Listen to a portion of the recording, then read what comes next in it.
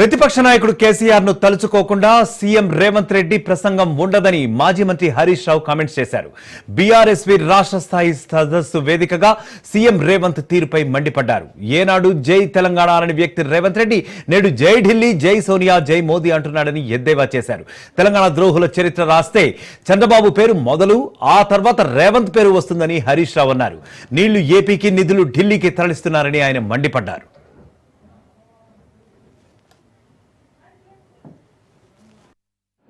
ఏంటిది?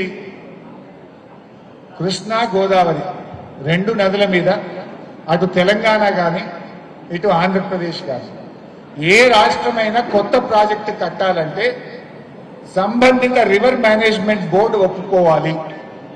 అదేవిధంగా apex council ఒప్పుకోవాలి. గోదావరి నది మీద GRMB Godavari river management board ఉంటుంది.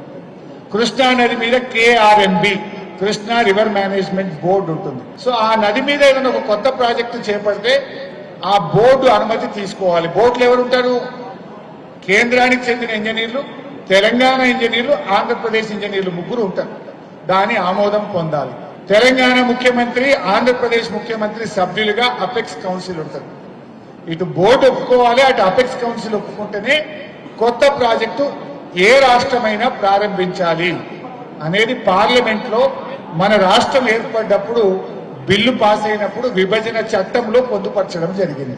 సో దాని ప్రకారంగా ఇప్పుడు వాళ్ళు గోదావరి బంకచెర్లకు కట్టమంటున్నారు. మరి గోదావరి బంకచెర్లకు GRMB అనుమతి తీసుకోవాలి కదా, అదేవిధంగా అపెక్స్ కౌన్సిల్ అనుమతి తీసుకోవాలి కదా.